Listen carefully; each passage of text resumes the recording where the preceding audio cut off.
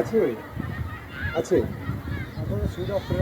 হে কৃষ্ণ করুণা সিন্ধু দীনবন্ধু জগৎপতে গোপেশ গোপিকাকান্ত রাধাকান্ত নমস্তুতে।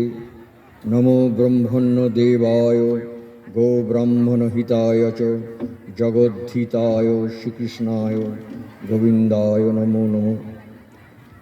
গুরুর্ব্রহ্মা গুরুর্বিষ্ণু গুরুর্দেব মহেশ্বর গুরুরেব পরং ব্রহ্ম তস্मै শ্রী গুরবে নমঃ।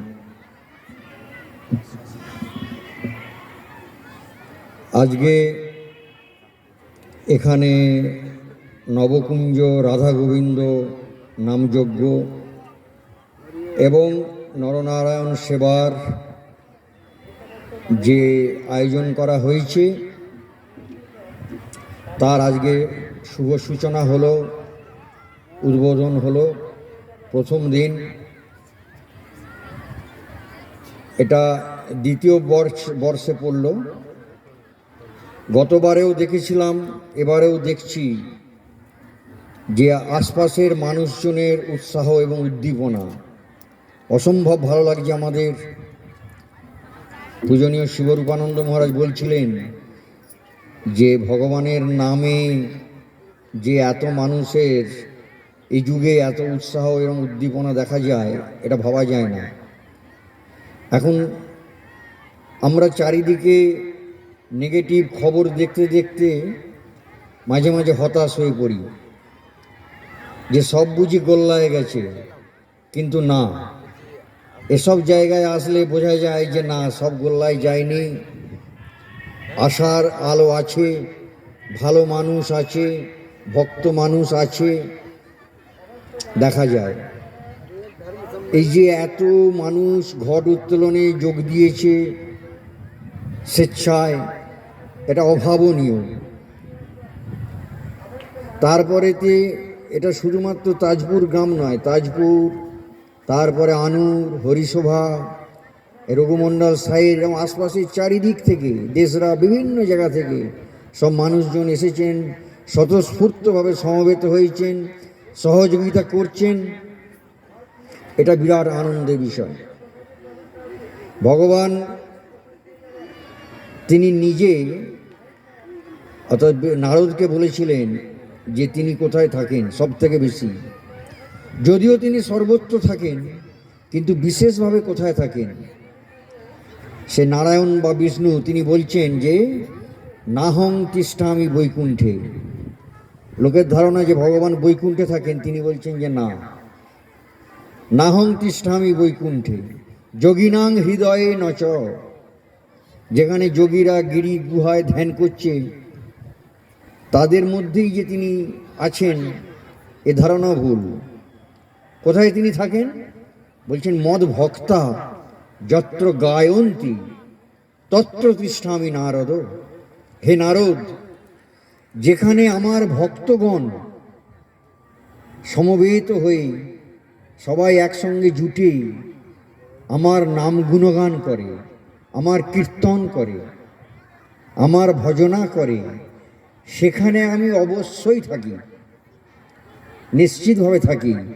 মদ ভক্তা যত্র গায়ন্তি, যেখানে তারা আমার নাম গান করে, তত্র তিষ্ঠামি নারদ, সেখানে আমি থাকবই। সুতরাং ওই যে গানের শেষ লাইন উদ্বোধনী সঙ্গীতের হলো অপূর্ব, যে কুঞ্জ সাজিয়ে রাখতে হবে, আমার প্রাণনাথ ভগবান আসলেও আসতে পারে। আপনারা নটি কুঞ্জ সাজিয়েছেন অপূর্ব সুন্দর। সেখানে এই কয়েকদিন ধরে ভজন হবে, কীর্তন হবে, বিভিন্ন অনুষ্ঠান হবে, তার পুজো পাঠ হবে এবং তার সন্তানেরা এখানে প্রসাদ পাবে। ভজন এবং ভোজন দুটোর ব্যবস্থাই রয়েছে। সুতরাং এখানে শ্রীকৃষ্ণ এবং রাধা সূক্ষ্ম শরীরে যে অবস্থান করবেন, এতে কোনো সন্দেহ নেই। কিন্তু সকলে যে আমরা তাদের দেখতে পাই তা নয়, কিন্তু দেখতে পাই না বলে যে তিনি আসছেন না, লীলা করছেন না, আমাদের খোঁজ খবর রাখছেন না তা কিন্তু নয়। অদ্যাপি সেই লীলা করেন গোরা রায়, কোনো কোনো ভাগ্যবানে দেখিবারে পায়। গোরা রায় মানে শ্রী গৌরাঙ্গ, তিনি আজও লীলা করছেন, তার লীলা শেষ হয়ে যায়নি। কোনো কোনো ভাগ্যবানে দেখিবারে পায়, যাদের ভাগ্যবান তারা দেখতে পাবে। যাই হোক, আমরা দেখতে পাই বা না পাই, তিনি আমাদের দেখছেন। একজন অন্ধ রোজ মন্দিরে যেত প্রণাম করতে, তা একদিন একজন বলছে যে তুমি তো চোখে দেখতে পাও না, তুমি এত কষ্ট করে মন্দিরে আসো কি জন্যে? তিনি বলতেন যে আমি দেখতে পাই না পাই, ভগবান তো আমাকে দেখছেন, এই জন্যে আমি আসি। তো যাই হোক, এখন শ্রীকৃষ্ণের সম্বন্ধে দু চার কথা বলবো। শ্রীকৃষ্ণ মানে হচ্ছে একটা বিরাট বড় চরিত্র, অগাধ, অতল, তার কোনো সীমা পরিসীমা নেই। কিন্তু দুর্ভাগ্যের বিষয়, আমরা শ্রীকৃষ্ণকে সীমাবদ্ধ করে ফেলেছি ছোট্ট গণ্ডির মধ্যে। শ্রীকৃষ্ণর বয়স 11 বছরের থেকে আর পেরোচ্ছে না। শ্রীকৃষ্ণ মানে আমরা কি জানি? হয় হামা টানা, আর নয় ওই গোপীদের সঙ্গে নাচ। এই হয়ে গেছে কৃষ্ণ সীমাবদ্ধ। বৃন্দাবন লীলার বাইরে আর আমরা বেরোচ্ছি না, কৃষ্ণকে বেরোতে দিচ্ছি না। হয় হামা টানছে, আর নয় ওই ননি চুরি করছে, আর ওই সব।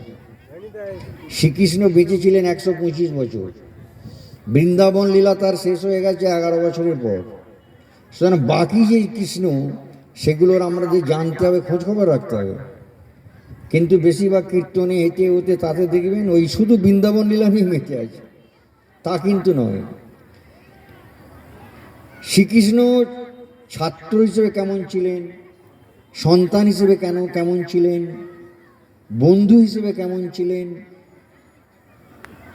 তারপরে রাজা হিসেবে কেমন ছিলেন, মানুষ হিসেবে কেমন ছিলেন, যোদ্ধা হিসেবে কেমন ছিলেন, রাজনীতিবিদ হিসেবে কেমন ছিলেন, পিতা হিসেবে কেমন ছিলেন, আচার্য হিসেবে কেমন ছিলেন, এগুলো আমাদেরকে জানতে হবে না?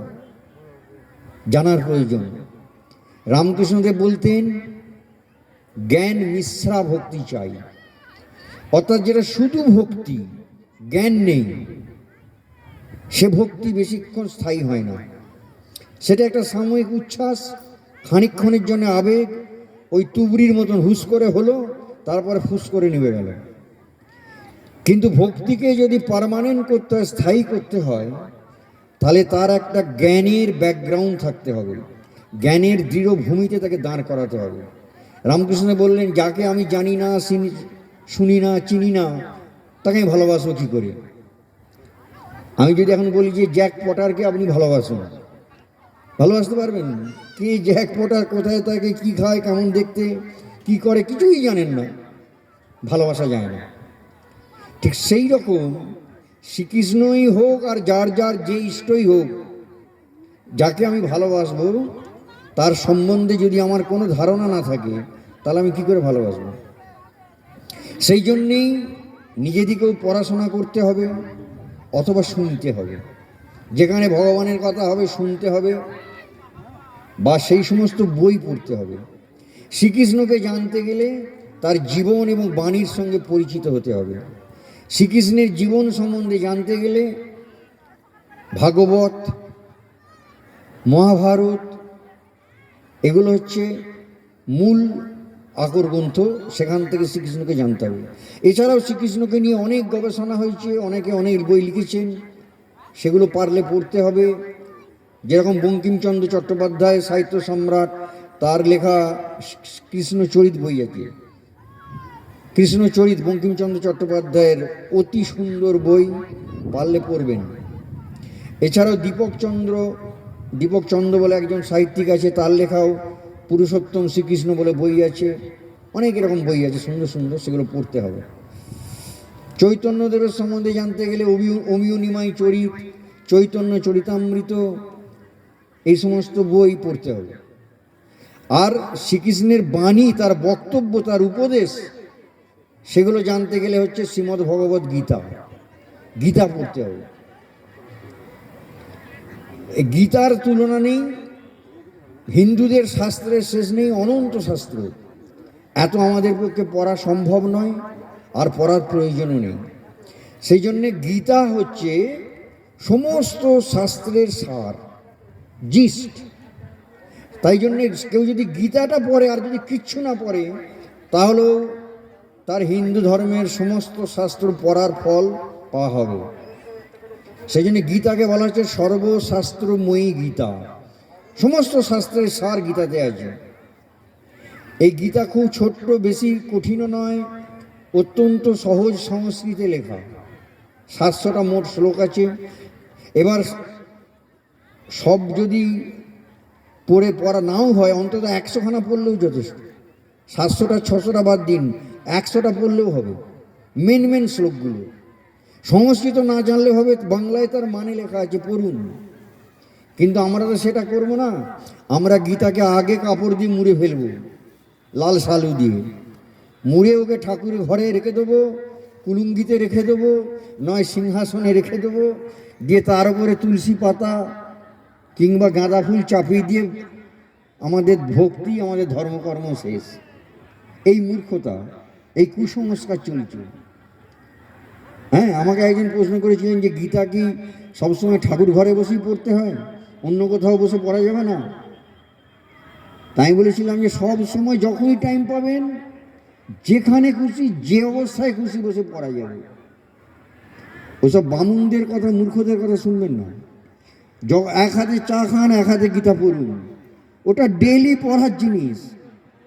ওটা হচ্ছে জীবন বিজ্ঞান, জীবনের বিজ্ঞান। কেমন করে জীবনে আমরা চলব, কেমন, তার কথা গীতায় বলা আছে। গীতা পড়লে আমাদের ভয় চলে যাবে, গীতা পড়লে আমরা সাহসী হব, আমাদের কাপুরুষতা চলে যাবে, আমাদের দুর্বলতা চলে যাবে, আমাদের মৃত্যু ভয় চলে যাবে, জ্ঞানের আলোয় উদ্ভাসিত হব, ভক্তি বাড়বে, জ্ঞান। গীতা একটু অপূর্ব বলে শেষ করা যাবে না। তা আমরা সেটাকে কাপড় দিয়ে মুড়ে রেখে দিই, আর ভেতরে পড়াশোনা করে কারা? পোকাগুলো, তারা বসে বসে কাটে। আর মরবার পরে বুকে চাপিয়ে দিলাম। আইনস্টাইন পৃথিবীর সর্বশ্রেষ্ঠ বিজ্ঞানী, নোবেল পুরস্কার প্রাপ্ত, তিনি রোজ গীতা পড়তেন। তিনি সংস্কৃত শিখেছিলেন জার্মানির লোক হওয়া সত্ত্বেও, গীতা পড়বেন বলে। ভারতবর্ষ থেকে দুজন প্রফেসর গেছে আইনস্টাইনের সঙ্গে দেখা করতে। আইনস্টাইন তখন ক্লাস নিচ্ছিলেন, ছাত্রদের পড়াচ্ছিলেন। ক্লাস শেষে তিনি এলেন, হাতে চকমগ মেখে। এসে ভারত থেকে গেছে দুজন প্রফেসর দেখে আইনস্টাইন সংস্কৃতে কথা বলা শুরু করলেন। আমাদের প্রফেসররা তো আর সংস্কৃত বলতে পারছে না, তারা ইংরেজিতে বলছে। আইনস্টাইন অবাক হয়ে গেলেন, আপনারা ভারতের লোক সংস্কৃত জানেন না, সে কি? আমি সংস্কৃত মাস্টার রেখে এই সুদূর জার্মানিতে বসে কষ্ট করে পড়াশোনা করে শিখলাম, আর আপনারা সংস্কৃত দুটো কথা বলতে পারেন না? সংস্কৃতের 12টা বাজিয়ে দিয়েছে আমাদের সব সরকারেরা, যাতে আমরা কেউ সংস্কৃত না শিখি, না পড়ি, না জানতে পারি। বলছে সংস্কৃত নাকি ডেড ল্যাঙ্গুয়েজ, মৃত ভাষা, ও শিখে কি হবে? অথচ আমাদের ভারতবর্ষের সমস্ত জ্ঞান বিজ্ঞান সব সংস্কৃতে লেখা। সংস্কৃত না জানলে আমরা ওইগুলো থেকে বঞ্চিত হব। আইনস্টাইন বলেছিলেন যে আমি যত আবিষ্কার করেছি তার ক্লু, তার সংকেত, তার ইঙ্গিত আমি গীতা থেকে পেয়েছি।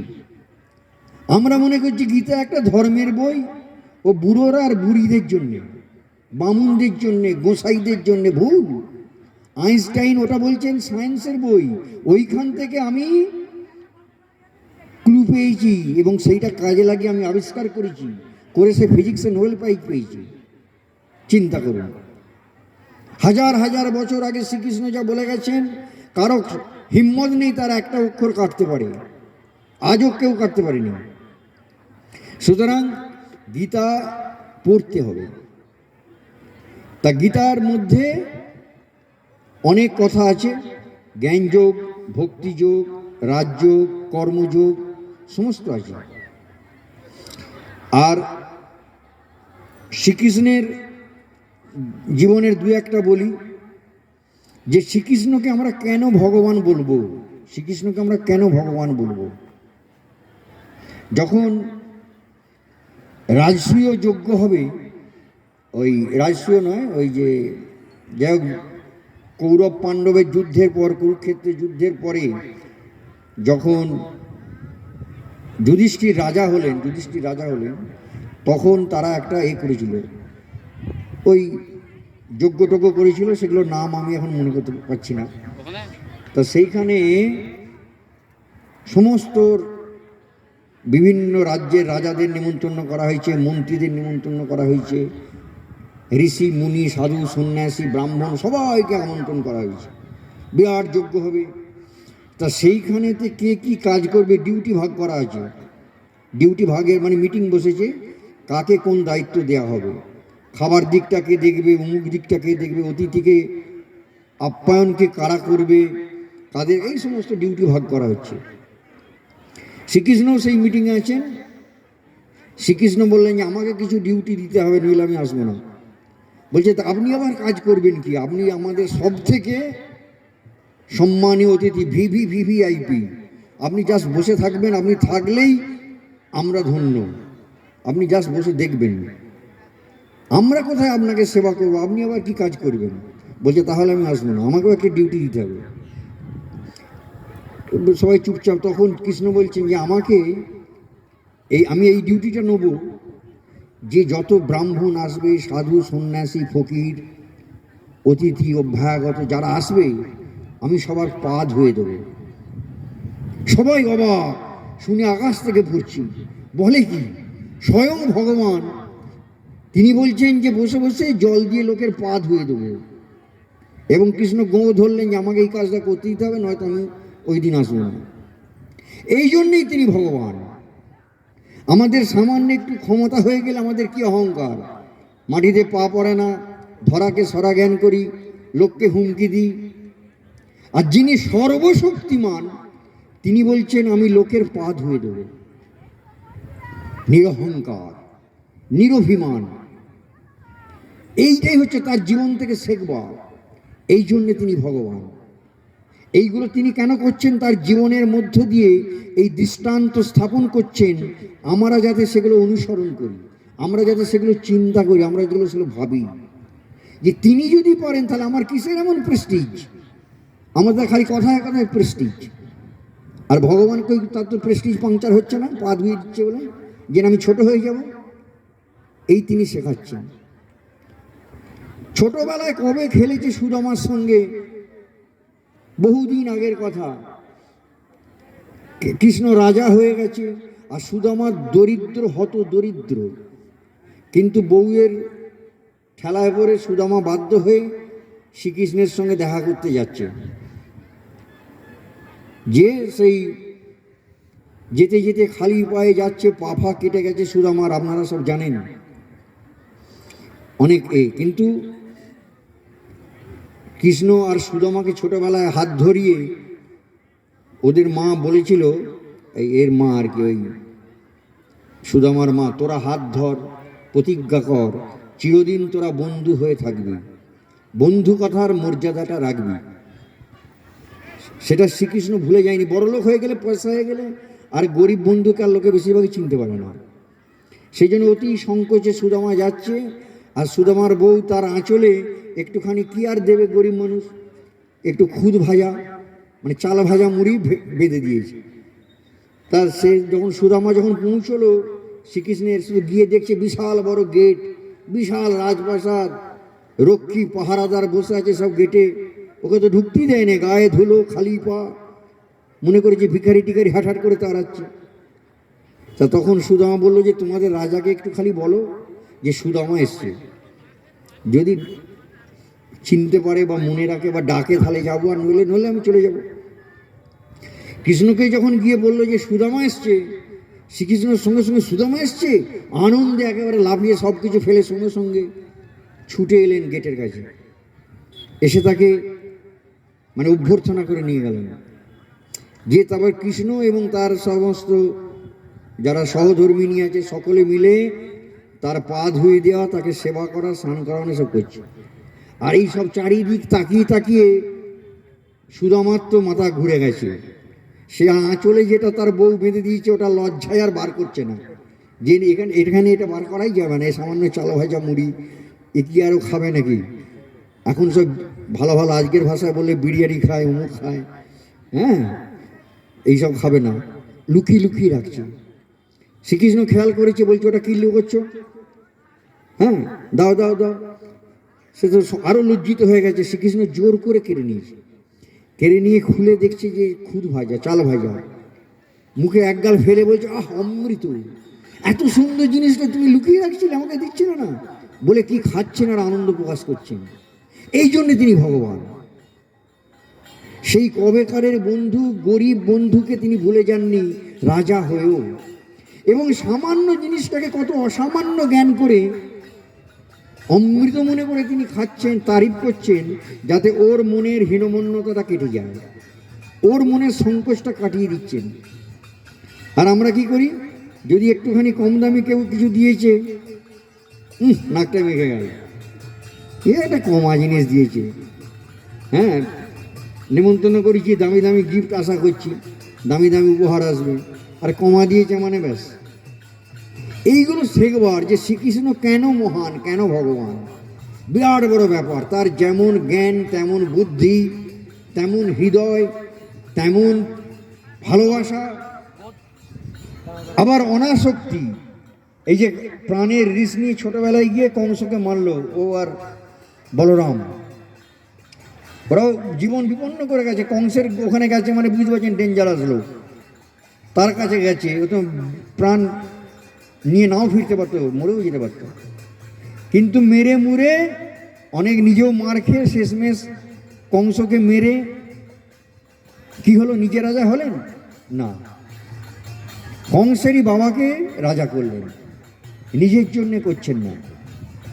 কৌরব পাণ্ডবের যুদ্ধ হচ্ছে কুরুক্ষেত্রে, সেই সমস্ত যুদ্ধের জন্য কৃষ্ণ কত কাণ্ড করছে, যুদ্ধ যাতে না হয়, শেষ চেষ্টা করে যাচ্ছে কৃষ্ণ, যুদ্ধ যাতে না হয়। সেই জন্যে বলতে গেছে দুর্যোধনদের ওখানে, দুর্যোধন বলছে যে এই লোকটা বারবার এই পাণ্ডবদের হয়ে বড্ড ফবরদালালি করে, ছোট খালি পাণ্ডবদের হয়ে করে, থেকে থামে বাধ্য।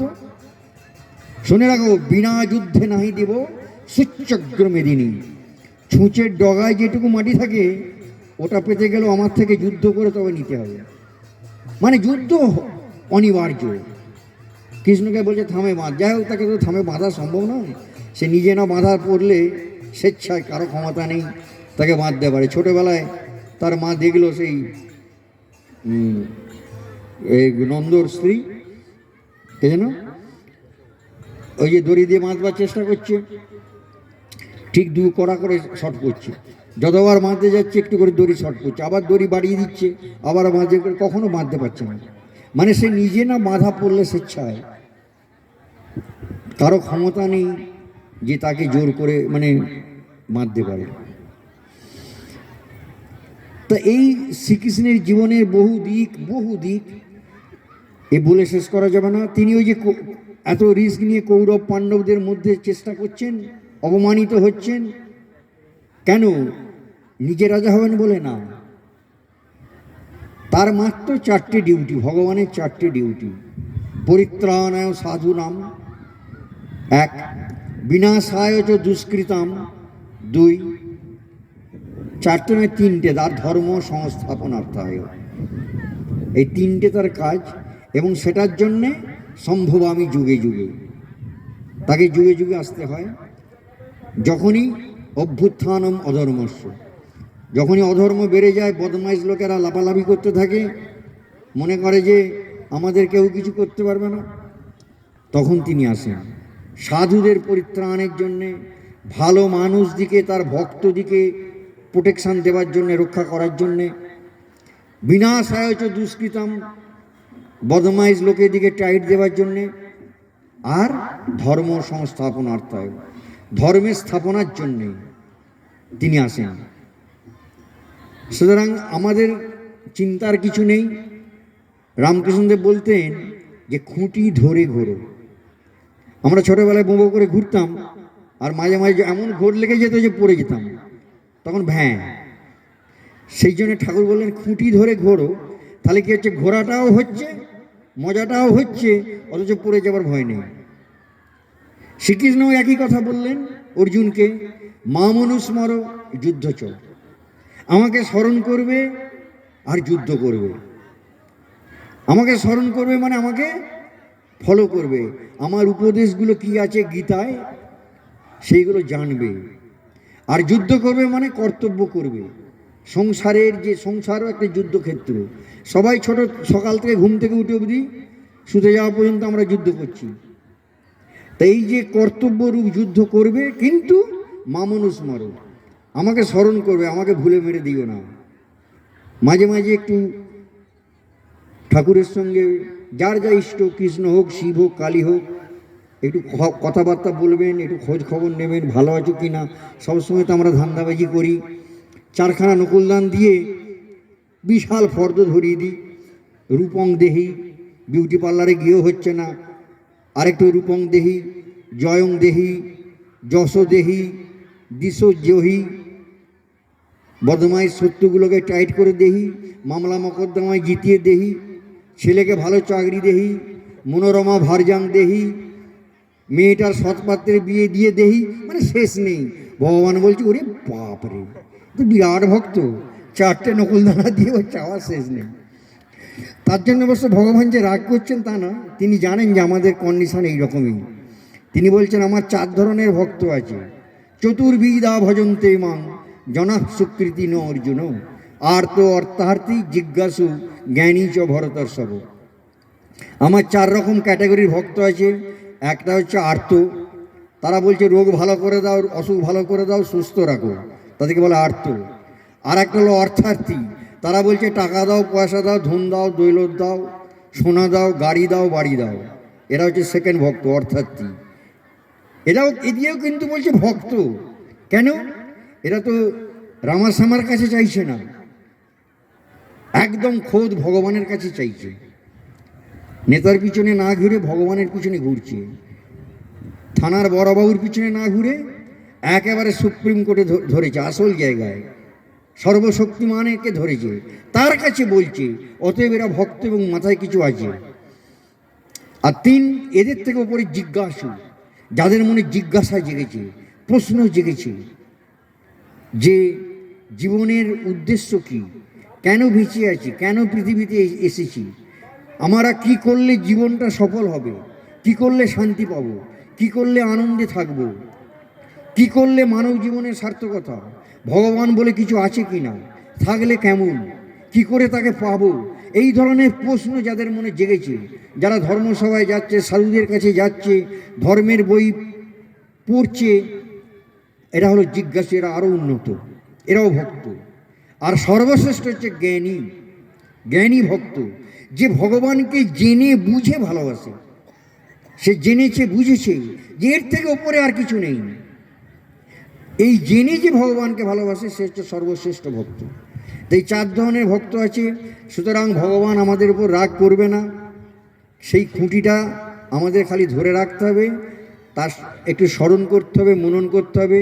তার জন্য গতবার আমি 4টে টোটকা দিয়ে গেছিলাম, সহজে কি করে ভগবান রূপ খুঁটিটা আমরা ধরে থাকবো। 4টে টোটকা দিয়েছিলাম, আরেকবার টোটকা 4টে মনে করিয়ে দিয়ে বক্তব্য শেষ করব।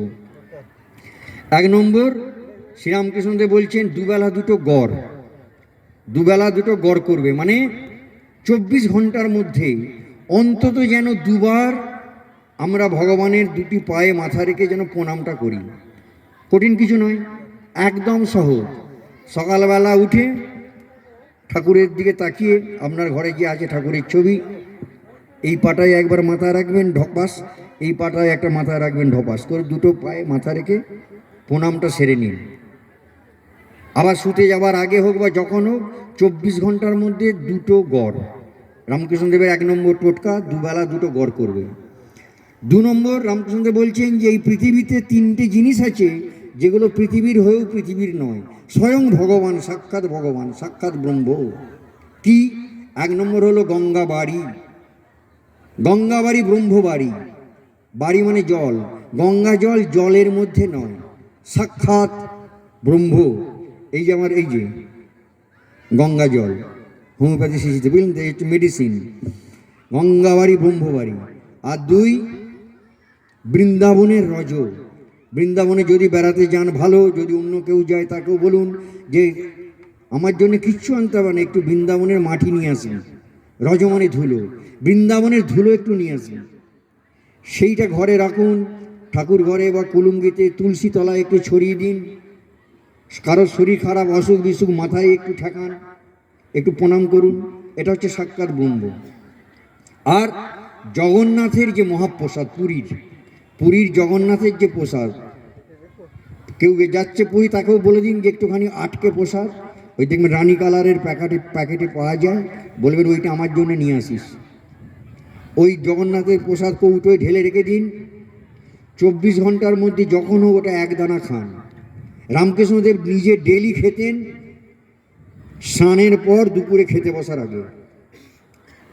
কিন্তু যদি ভুল হয়ে যায়, ওই জন্য সব থেকে ভালো হচ্ছে সকালবেলা যখন আমরা খালি পেটে সবাই জল খাই, সকালবেলা ঘুম থেকে উঠে জল খাই, তার আগেই ওটা এক দানা মুখে ফেলে দিন, দিয়ে জল খেয়ে নিন। তাহলে প্রথমেই জগন্নাথের মহাপ্রসাদ পেটে গেল। সাক্ষাৎ ভগবান স্বয়ং ব্রহ্ম বলছেন জগন্নাথের যে মহাপ্রসাদ সেটা অন্যের মধ্যে নয়। সুতরাং 2 নম্বর টোটকা হলো জগন্নাথের মহাপ্রসাদ একটা খাওয়া, এক দানা অন্তত। একান্ত না জুড়লে যে কোনো প্রসাদ যেন ডেলি আমাদের শরীরে একটু ঢোকে, প্রসাদ আমাদের ডেলি একটু হলে খেতে হবে। 2 আর 3 নম্বর, ঠাকুর বলছেন যে গাছের যদি পাখি বসে, গাছে যদি পাখি বসে আর গাছতলায় যেয়ে যদি কেউ হাততালি মারে, পাখিগুলো যেমন ধরফর করে উড়ে পালিয়ে যায়, ঠিক সেরকম আমাদের এই দেহটা হচ্ছে একটা বৃক্ষের মতো, গাছের মতো। এতে জানতে অজান্তে বহু পাপ পাখি বাসা বাঁধছে। আমরা রাস্তা দিয়ে হাঁটছি, কত পিঁপড়ে, পোকা মাকড়, প্রাণী মারিয়ে চলে যাচ্ছে। আপনি শিলনোড়ায় বান্না বাড়ছেন, কত প্রাণী হত্যা হচ্ছে। আগুন জেলে রান্না করছেন, কত প্রাণী মরছে।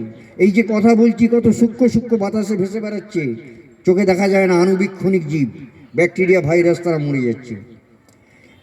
কাউকে একটা ফট করে মিথ্যে কথা বলে দিলেন, আর কি করে একটা মিথ্যে কথা বললেন, এরকম হচ্ছে। এই পাপ পাখি তাড়াবো কি করে? ঠাকুর বললেন সকাল সন্ধ্যা হাততালি দিয়ে একটু হরিনাম করবে, তাহলেই পাপ পাখি সব পালাবে। তাহলে ঘুম থেকে উঠে দিনের কাজ শুরু করার আগে একটুখানি হাততালি দিন, আস্তে আস্তে, লোককে শোনাবার জন্যে নয়, জানাবার জন্যে নয়। আপনি জানবেন আর আপনার ঠাকুর জানবেন। আস্তে আস্তে বলুন হরি বল, হরি বল, হরি বল। এরকম বলুন 2 বার 3 বার, বেশি সময় লাগবে না। আর সময় থাকলে একটু বেশি করে করবেন। সকালে একবার হয়ে গেল, পাখি উড়িয়ে দিলাম সব, আবার সন্ধেবেলা একবার, বা যখন হোক, মানে 24 ঘন্টার মধ্যে 2 টাইম এটা যেন আমরা করি, একটু হাততালি দিয়ে ভগবানের নাম করা। 3 নম্বর টোটকা হয়ে গেল। আর 4 নম্বর হচ্ছে যে হয় গীতা, নয় শ্রী শ্রী রামকৃষ্ণ কথামৃত। এই দুটোর মধ্যে যে কোনো একটা অন্তত ডেলি 1 লাইন হলেও পড়ুন। যারা পড়তে পারবেন না তারা কাউকে বলুন পড়ে শোনাতে। মা সারদা নিজে পড়তে পারতেন না, কিন্তু কাউকে বলতেন কথামৃতটা দিয়ে একটু আমাকে পড়ে শোনানারা, কেউ না কেউ পড়ে শোনাতো, মা শুনতো। হয় নিজে পড়তে হবে, নয় শুনতে হবে। এটা রোজ করতে হবে, বাদ না দিয়ে। এরমভাবে যদি 12 বছর কেউ কথামৃত পড়ে, তাহলে সে যদি আর কিছু না করে, অতি তার ব্রহ্মজ্ঞান হতে হবে, অতি তার মুক্তি হবে, অতি তার ঈশ্বর লাভ হবে। এটা রাজা মহারাজ স্বামী ব্রহ্মানন্দ রামকৃষ্ণদেবের মানসপুত্র, তার কথা, আমার কথা নয়।